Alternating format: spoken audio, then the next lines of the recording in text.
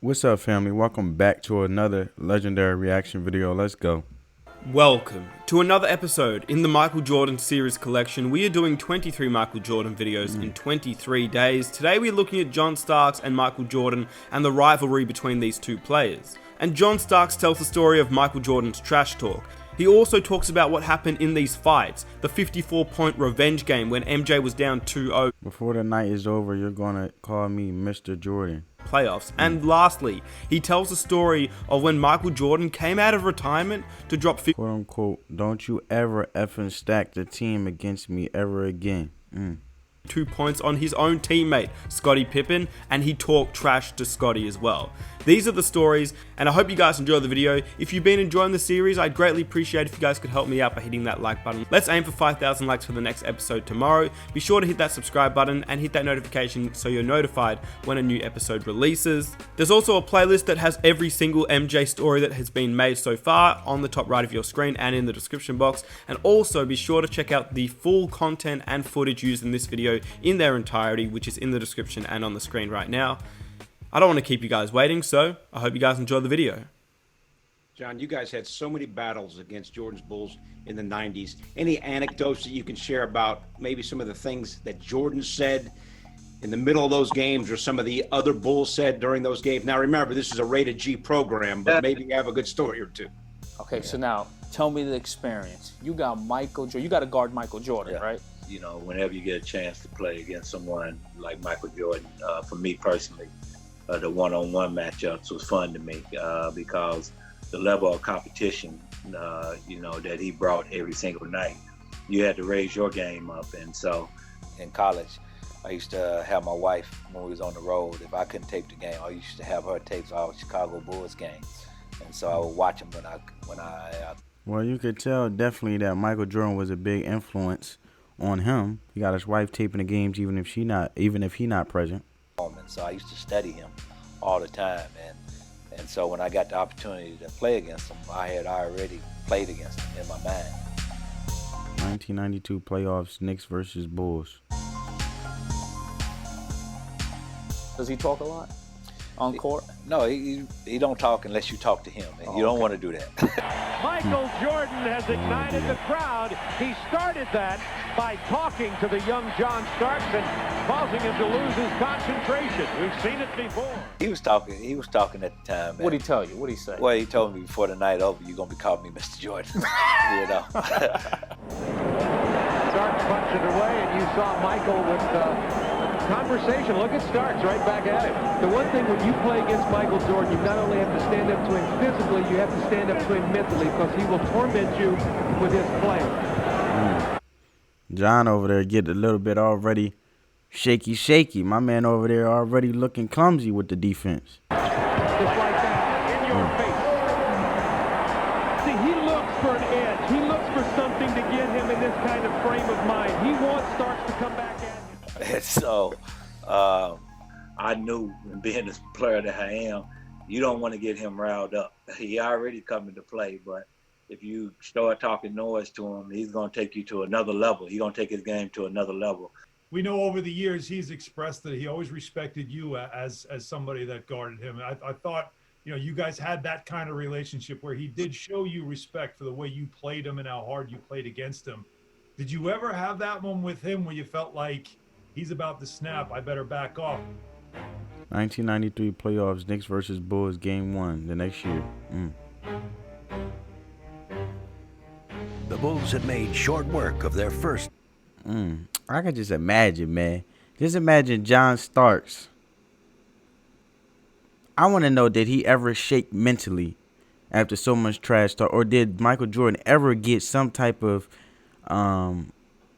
rent space in his mind for free? Like, did Michael Jordan ever get in his head to the point where my man defense was so off that his ankles got broken? I'm curious. Playoff opponents. But they knew that the Eastern Conference Finals would be different, because in this long-awaited series, they would be pitted against their most bitter adversary. In last year's playoffs, the New York Knicks had physically punished the Bulls. Pippen, oh, he is ripped by Starks. The anticipation been there all year long, and we understand that in order for us to get into a championship, that we have to go through Chicago, and we understand come Sunday, it's going to be an all-out war. I played very well that first game against him. I'm a very competitive person, as everybody knows. Michael Jordan was the ultimate test, and John Starks would step up and accept the challenge. Or is he reading MJ real well? He has studied films on Michael Jordan because he's playing him better than I've ever seen anybody play him. Jordan high on the right side, turns, there's a quick jumper, and he put up an air ball. The Knicks are flat out playing Chicago. Oh, he got the cookies against MJ. Right now. I mean, he got heart. With Starks containing Jordan, the Knicks gained confidence with every play. Starks for three. Starks got hurt. Fittingly, it was Starks who would close out Game 2 and emphatically stake New York to a 2-0 series lead.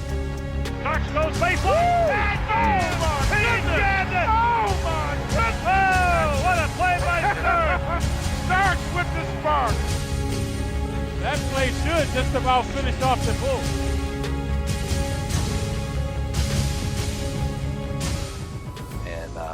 At the end of the game, I went up to him. I said, "You ain't get Mr. Jordan out of me tonight."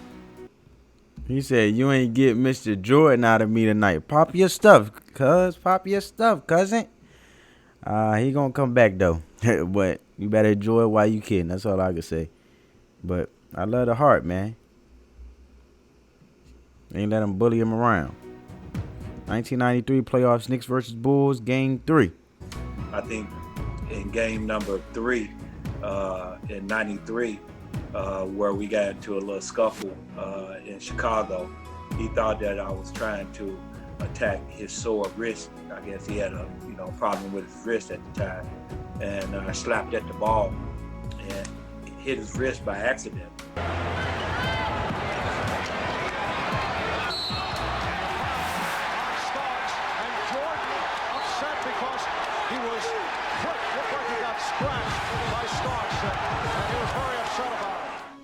And I think he was so frustrated what was going on, obviously coming off of the big media blitz about him going to Atlantic City the night before Game 2.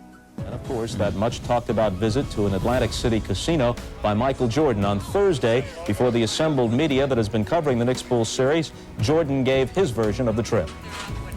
It's attacked in my private life, and I really didn't like it, and I don't agree with it. But I felt a need to come out and express that and tell the truth so you guys can quit hallucinating and taking it further than what it is. And I think it just kind of boiled over into that whole altercation. I think he was disgusted with what happened, and Michael had to respond.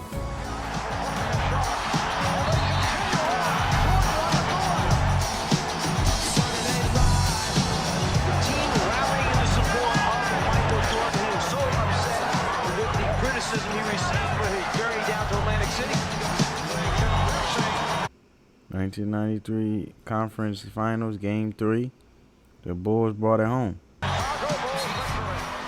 Michael could make things up to motivate himself. We didn't have to make anything up here. This was real. And they ended up kicking me out the game for whatever reason. I'm not sure why, but they kicked me out the game. And I remember, the media coming up to me and, asking me questions about what happened and what have you. And so I just went into, I didn't play against Michael Jordan long enough, and I know when he's agitated, and he pretty much just agitated over what went down, with the media and them reporting that he went to Atlantic City and what have you. And so I can remember Patrick coming to me that single night, and Michael called him and told him that, "Tell John I'm sorry for that." He apologized, because he appreciated what I said. Well, that's respect, man to man. Understanding him, man. You see what I'm saying? I stay up to 2:30 in the morning myself, watching TV, and some guys, may like to go out. But like I say, that's his business and it shouldn't be publicized. Because that's all it was. He was just frustrated about what was going on. And I wish he would have said it in person, but, sending it through big fella, that was good enough. People are saying Stark stopped MJ in his tracks. The situation going to Atlantic City. I'm from Jersey, so shout out to Atlantic City. Starks going after Mike's injured wrist. This ignited MJ's competitive fire in Game 4. He dropped 54 against John Starks. 1993 Knicks versus Bulls playoffs Game 4. Jordan's revenge game. First time this afternoon. Jordan. And a downside when one player is scoring that many points. Jordan. The Bulls had been ignited, and even more ominously, Michael Jordan. Well, you got to give Starks respect just as you got to give Michael Jordan, because Starks, you know, Jordan could have got a couple buckets on him, and then he could have been like, man, forget all this, man. This dude, man, I'm fed up, man. This somebody else get it. He took the beating. He took whatever he had to take, defending Jordan all the way through, man. Was about to be unleashed. Michael Jordan off to a good start, showing signs. Held down by the Knicks through the first 3 games of the series, Jordan would be shackled no longer. Michael firing over and score! Michael back to the deck, knocked it down for 3. Bulls leading by 2. Jordan tongue dangling, hang, pump, score! He just looks like he might be unstoppable. Takes the return pass, fires another 3. Why not? He's unconscious today. Michael with a dribble against Rivers. Michael down the lane, a fake, hangs, fires, scores! He stayed with Jordan, though. He stayed with him. Jordan's onslaught was complete. He might have hopped, you know, should never been bungee jumping, but he stayed in front of him for the most part, the best he could. He had scorched the Knicks for 54 points. That's just a great person. He's just a great person when it comes to basketball. You can't stop it, bro. You can't. There's nothing you could do, man. Jordan is great, and at the end of the day, all you could do is D up the best you can and give it all you got. The same way Jordan out there giving it all he got. You're a great individual at what he do. 54 of the Bulls' 105 points. He accounted for 51%. I think Starks just anticipated it so much that he jumped so much. Of the offense. We used to get scouting reports on certain guys, and you look at the scouting report and they say, well, you can take your right hand away. You knew like to go left with certain people, and then with Jordan, I think you said it just said good luck. Good luck. Yeah. That's it. That's all it said. Yeah, good luck. On him, it's just like good luck. Yeah. And obviously, he was the ultimate competitor to play against. So he was special in that way. Yeah. Plus, he had a will like no other player that I ever played against. Certain guys I can get to mentally, but him I could never get to mentally. And believe me, I tried my best. But, you know, he was that special player that you couldn't break his will. You know, if anything, you just taking them to another level. Well, yeah, man. Mental toughness is key, man. Through all adversity and all challenges when it comes to the game of basketball, you got to stay focused, man. It's more mental than anything. Once your mind right, everything else falls in place. Jordan and the Bulls would defeat the New York Knicks. Jordan and the Bulls would claim their 3rd championship. But on October 6, 1993, Jordan announced his retirement, saying that he lost his desire to play basketball. He did come out of retirement for one last game. 1995 Chicago charity match. Jordan and Starks became teammates. Ain't that legendary? I can remember, you know, doing when he retired, and Scottie Pippen had a All-Star benefit game in Chicago, and he was having a hard time selling tickets. This is in '95, the summer of '95, and he talked Michael into playing. And as soon as he announced Michael was playing, the tickets sold out in an hour.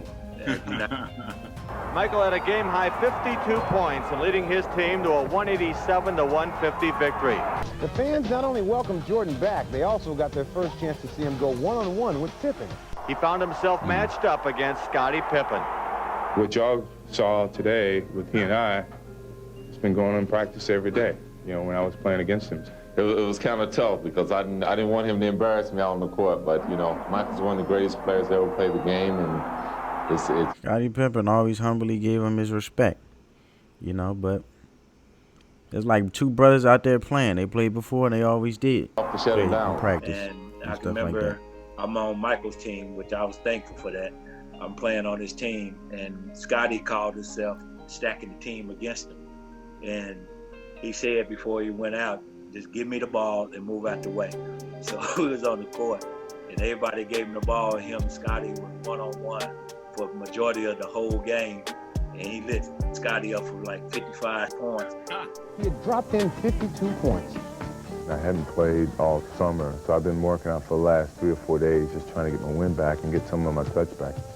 You know, anytime that I want to pick up a basketball and go back out and play, I can do that. And if there's any doubt that Michael could come back at the top of his game, well, his performance put all of those doubts to rest. It was one of the most incredible things that I've ever seen in my life. A guy could not play basketball for that long, practice 3 days, and then have 52 points. Jordan's appearance guaranteed a packed house for Pippen's charity event, but it meant a lot to him personally as well. I really didn't have an opportunity to play my last game in Chicago. Well, also respects to Jordan for even joining in regards of playing a charity game. You know, in regards to contributing to pimping, you know, whole charity, you know, to get the tickets selling, you know, the whole nine, you know. That was a good helping hand from Jordan, because he didn't have to do that. You know what I'm saying? Stadium. You know, I played it in Phoenix. And what I did at the end of the game in terms of kissing the floor goodbye was truly what that was. It was an opportunity to say goodbye to the stadium, as well as to my opportunities of playing in the stadium. And it meant a lot to me. It's given me a lot. And it's a mutual love and mutual understanding. And, you know, it's just time to move on. It went up to him in charity game. And mind you, he's been playing baseball. He stepped out on the court. And he told Scotty, don't you ever stack the team against me again. But that's, you know, you get to witness his greatness. That's what made him great. When you're playing against him, you know, you just in the mix and you concentrating on trying to beat him. But the one spot that I really enjoyed when he was talking about him and, you know, and he had to take a break. Yeah, I'm not sure if y'all remember that. He had to take a break because he was tearing up. Emotional, yep. It is who I am. That's how I played the game. That was my mentality. If you don't want to play that way, don't play that way. Break. Yeah, he got emotional about it because to me, I'm looking at it and I'm saying to myself, okay, he feel like he was misunderstood as a player. Now you really understand what made him such a great player, and his passion for the game, his level of competitiveness. Yeah, man. When you're great though, a lot of people gonna misunderstand you. That he had during his time. He's always thinking ahead, and you could just see, and his mind is always working, you know what I mean? And I would say this, he probably was the best fundamentally sound superstar that I done played against, you know, from the standpoint of he didn't do a lot, he just got the spots on the court, you know what I mean? It's just like a surgeon. Jordan know where to be at a certain time, a certain place, and when to get there, and when to get to that spot. He's very strategic, man. He just get over here, I want to get a shot there, pump fake you, take 1 or 2 dribbles, I'm gonna get to that spot. Right. You know what I mean? And so you never hardly see him take a bad shot. Right. You know, always on balance. It's like his shots and his places on the court is calculated. He was just fundamentally sound. I think that's why the game was so easy to him. And I hope you guys enjoyed the video. If you did, please help me out by hitting that like button. Let's aim for 5,000 likes for the next. I hope you guys enjoyed this video, man. Get this video a big thumbs up. Spread that peace, love, and positivity. And on that note, family, peace.